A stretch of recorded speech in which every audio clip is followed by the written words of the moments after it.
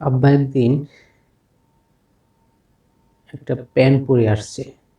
প্যান্টটা দেখতে সুন্দর, নতুন দেখাচ্ছে, প্যান্টটা অনেক নতুন।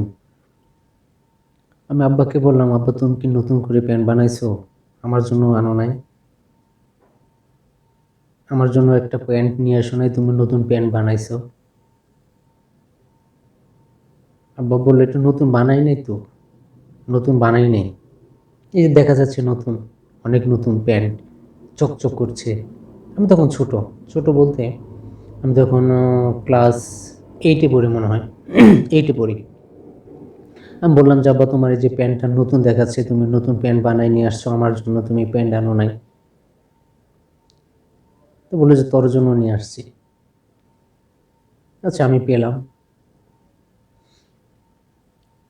পরে আব্বা আমাকে বলতেছে, আমি প্যান্ট তো বানাই নাই। তো বললাম, কি করছো তাহলে? নতুন দেখাচ্ছে প্যান্ট, কি করছো?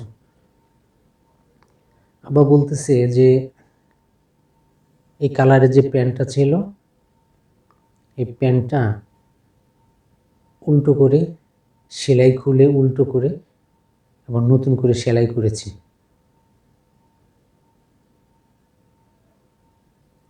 নতুন করে সেলাই করে নিয়ে আসছি। ওই পাশটা নষ্ট হয়ে গেছে, তো ওই জন্য উল্টো করে আবার সেলাই করে নিয়ে, সব কিছু খুলে নতুন করে সেলাই করে নিয়ে আসছি উল্টো করে। একটা বাবা তার সন্তানদের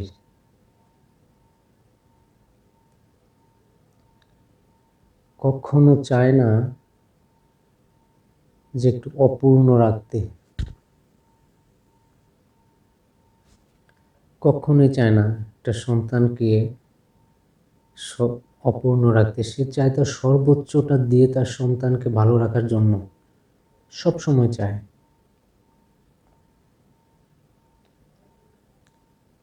ঈদের সময় যখন কাপড় চোপড় কিনে দিত, প্যান্ট শার্ট জুতো যা লাগতো কিনে দিত, তাকে দেখতাম সে কোনো কিছু কিনতো না। জিজ্ঞেস করলাম, আব্বা তুমি কিনছো না কেন? তুমি কিছু কিনলে না?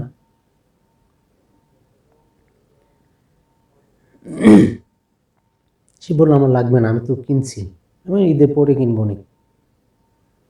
সে আর কিনলো না।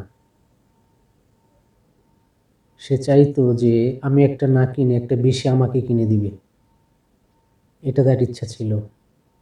বাবারা এমনই হয়, সে না কিনে আমাকে একটা বেশি কিনে দিবে, এটা তার ইচ্ছা, এটা তার শখ।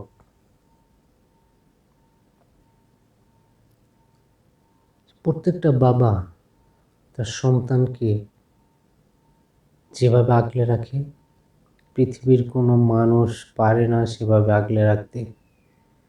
একটা বট গাছ, একটা বিশাল আকৃতির একটা বট গাছ, তার ছায়াটা এত শীতল, সে বট গাছের ছায়া এত শীতল, বসার সাথে সাথে শরীরটা জুড়িয়ে যায়। এত শীতল একটা বট গাছের ছায়া, সেই শীতল ছায়াতে প্রত্যেকটা সন্তানকে ভালো রাখতে চায়। একটা বাবা কখনো চায় না যে তার চাহিদা পূরণ করে সন্তানকে একটু কম দিতে। সে সবসময় চায় তার সন্তানকে একটু বেশি দিতে। সে কিছু না নিক, সে সবসময় চায় তার সন্তানকে একটু বেশি দিতে।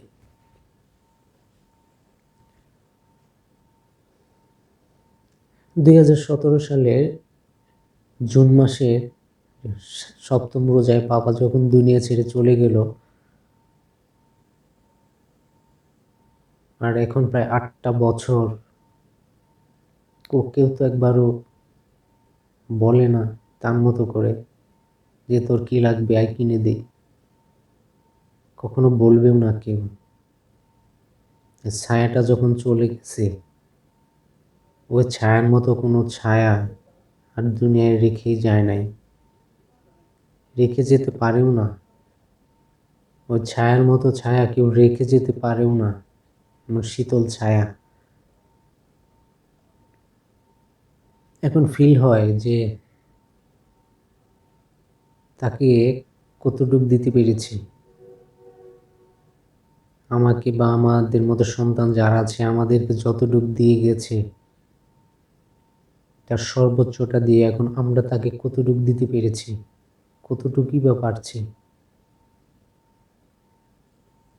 ভিডিওটা এই জন্য করা, যাদের বাবা আছে এখনো বেঁচে, শীতল ছায়া নিয়ে, শীতল বট গাছের ছায়া নিয়ে যারা এখনো বেঁচে আছে, তাদেরকে